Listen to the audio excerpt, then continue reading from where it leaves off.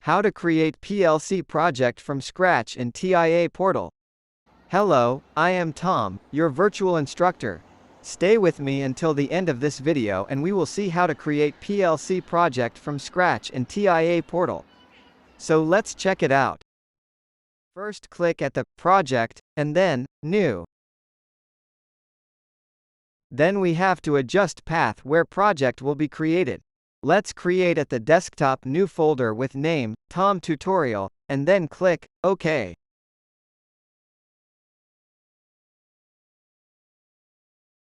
Then we have to define a project name and click Create.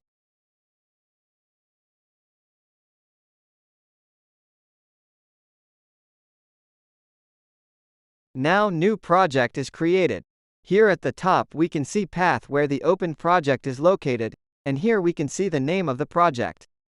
By this several steps it is created new project with no device inside. Next step is to add new device. Click at the button, Add new device. Now we can choose which device we need to put in the project. We can choose between controller, HMI, PC system, or drive. Let's add one controller for example.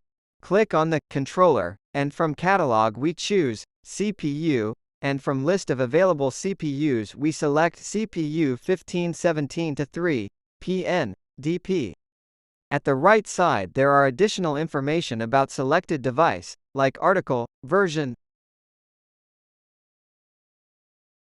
and description. Each Siemens device has unique article number. After selecting the device click OK button.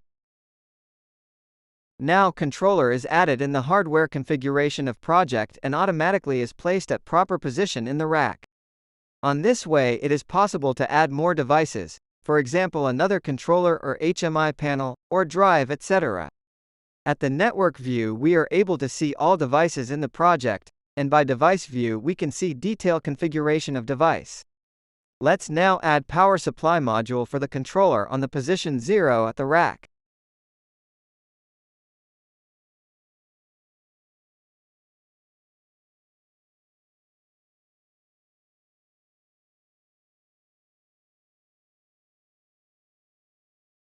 Every module is possible to rename. It is convenient to put specific name for every module, for example to match with electrical schematics.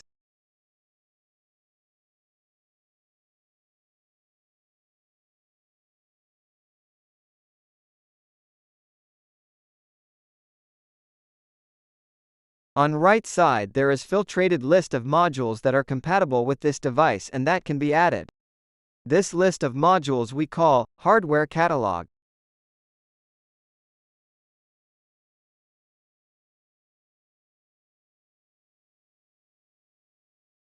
Each module that can be selected has additional information like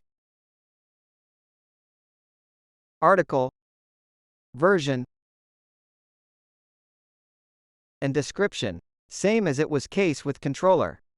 This informations for corresponding module is possible to see in separate window in bottom right corner with name, information.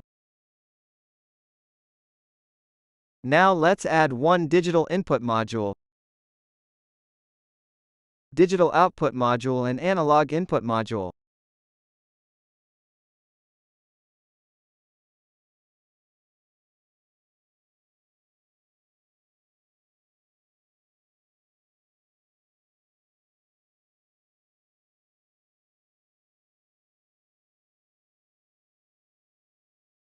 Here we can open window, device overview, where we can see additional information about this device, and configuration, for example module names and addresses.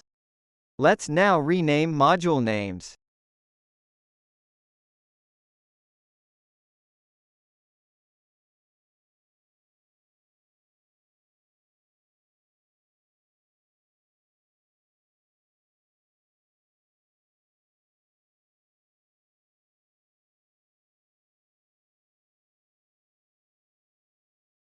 And change addresses. For example for digital input module start address we can put 100 and same address for digital output, and for analog input module we can put start address 150.